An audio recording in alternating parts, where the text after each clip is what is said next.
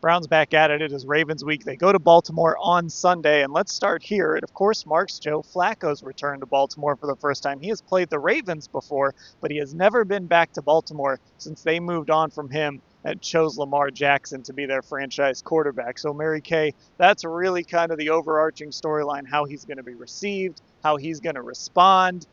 Is that enough motivation for maybe the Browns to overcome this powerful Ravens team? A lot there with Joe Flacco going back to Baltimore. There really is a lot there with Joe Flacco going back. And he talked about also how he's got friends and family coming down from Jersey for this game. And he actually said the fact that the Ravens are hosting their 30th anniversary celebration of the Browns moving to Baltimore, he says he thinks that's going to make it even more exciting for him, which I thought was kind of interesting because I think he's got plenty of emotion heading into this game.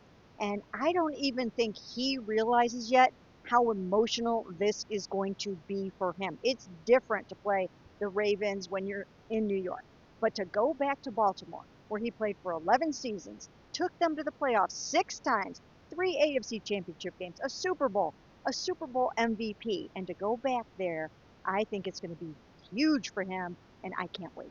Yeah, and I think, Ashley, it's going to be a very welcoming environment. Isn't going to be some hostile, I can't believe you left us environment. That's obviously not how it ended. So I think it will be very emotional for him because I would imagine those Ravens fans who love them some Joe Flacco are going to just shower him with all of that love on Sunday. Yeah, I really do feel like he is going to get a positive reception. And amid all this, too, the 30th anniversary celebration, even though I know Browns fans are rightfully so taking issue with it, for Joe Flacco, it is kind of this interesting mesh in terms of the environment. And he joked today that he has been criticized throughout his career for not showing emotion, so that he didn't think it would be a problem in terms of the outward emotion. But I agree with Mary Kay. I think he is going to be feeling a little bit more than usual, even if he still doesn't outwardly show it. Especially when you walk out of that tunnel. I mean, how can you help it if there's 70,000 people there? It sort of just ramps everything up. Now, the Browns are going into this game. It opened as 11.5 points.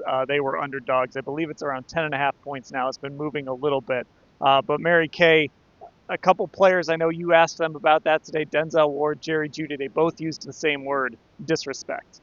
Yes, they do feel disrespected by this. I don't, is it 10 and a half now or 11 and a I half? don't know what. I know it opened as 11.5. It's big. Yes. We'll just say that. It's big. It's big, and they definitely feel disrespected. They made no bones about saying that. For the odds makers to believe that the Browns are that bad, that they're going to go in there and get beat by more than that, they're not happy about that. So I think they're using that as a rallying cry. I think they're using Joe Flacco as a rallying cry. And of course, I do think that some of them, like the fans will, just have that sticking in their craw a little bit that these Ravens are celebrating their 30th anniversary with Cleveland in town.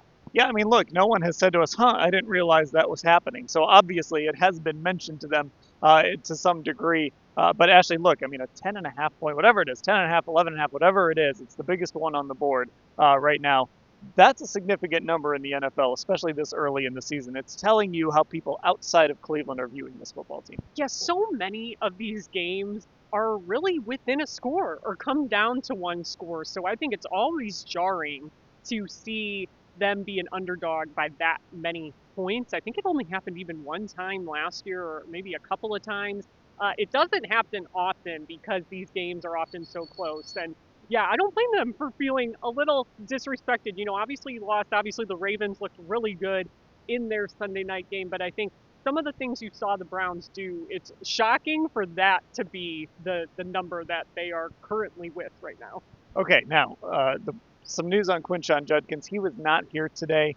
He is in New York. He's meeting with the NFL. He'll be back on Thursday. And Mary Kay, that just makes it difficult, obviously, for him to come back and maybe get on the field missing today in practice. But Kevin Stefanski being very Stefanski-like with what he was saying. They're just going to take it day to day. And really, it's going to come down, I think, to how he looks tomorrow. Yes, absolutely. I mean, he now still has Thursday to practice, Friday to practice, and then, of course, they'll do like a walkthrough on Saturday before they head to Baltimore. So he can be with the team for 3 days before they actually go into Baltimore and play this game. I think as long as he has stayed in amazing shape, Kevin suspects he has, as long as he's in that kind of shape, I think there's a world in which they can get him on the field a little bit. And even if he doesn't play much, just knowing that he's going to be on the field for them, it gives the Ravens something else to think about. Yeah, exactly. And Ashley, even if it's 10 snaps or 20, whatever it might be, or maybe he gets out there and he looks good and he ends up getting a fuller workload than they expected, whatever it is, it's going to help this running game. Yeah, because the running game was basically non-existent against the Bengals, right? They couldn't even get 50 yards as a team. Now, Dylan Sampson had a very good afternoon, I thought, but most of his damage was actually done in the pass game. So I do think it's just going to add another layer to this offense, another element to things, and really, then if it works out and he is able to play, I think potentially help their passing game as well. Okay, we will have full coverage of everything that happens this week and, of course, everything that was said today, all at cleveland.com/Browns.